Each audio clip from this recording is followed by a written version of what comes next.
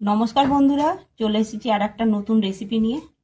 এই রেসিপিটা করার জন্য এখানে আমার লাগবে বিউলির ডাল। আমি এখানে 3 ঘন্টা আগে ভিজিয়ে দিয়েছিলাম। এই বিউলির ডালটা আমি মিক্সিতে পেস্ট করে নেব। ডালটা পেস্ট করে নিয়েছি, এবারে এইটা এরকম করে মাখিয়ে নেব। ডালটা ফেটানো হয়ে গেছে, এবারে দিয়ে দেবো পরিমাণ মতো বিন নুন। এখানে কড়া বসিয়ে দিয়েছি, কড়াতে দিয়ে দেবো সাদা তেল, ফোড়নে দিয়ে দেবো জিরে, ছোট ছোট করে আলু কুচিয়ে রেখেছি, এই আলুগুলো দিয়ে দেবো কড়াতে। আলু ভাজা হয়ে গেছে, দিয়ে দেবো পেঁয়াজ কুচি। এবারে দিয়ে দেবো কারি পাতা,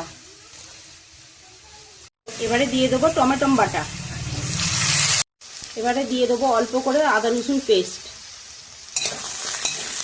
এবারে দিয়ে দেবো লঙ্কা কুচি, দিয়ে দেবো হলুদ গুঁড়ো,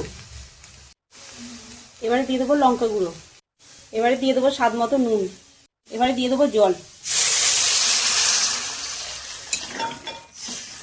দিয়ে দেবো একটু সামান্য হিং।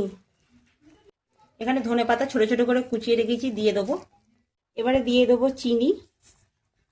এখানে আমি একটু তেঁতুলের পাল্স জল দিয়ে ভিজিয়ে রেখেছিলাম, এই তেঁতুলের পাল্সটা আমি দিয়ে দেবো।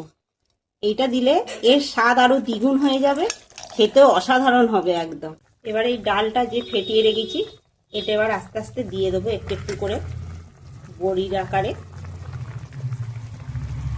ঠিক এইরকম হবে। এবারে উপর দিয়ে চাপা দিয়ে দেবো। এবারে দিয়ে দেবো গরম মশলা। এখানে আমার রান্নাটা হয়ে গেছে বন্ধুরা, এবারে নামিয়ে নেব। রেসিপিটা কেমন হয়েছে অবশ্যই কমেন্ট করে জানাবেন। আপনারা বাড়িতে এরকম করে তৈরি করে খাবেন, রুটি দিয়ে, পরোটা দিয়ে, ভাত দিয়ে, যা দিয়ে খাবেন অসাধারণ খেতে লাগে। একবার হলেও বাড়িতে এরকম বানিয়ে দেখবেন।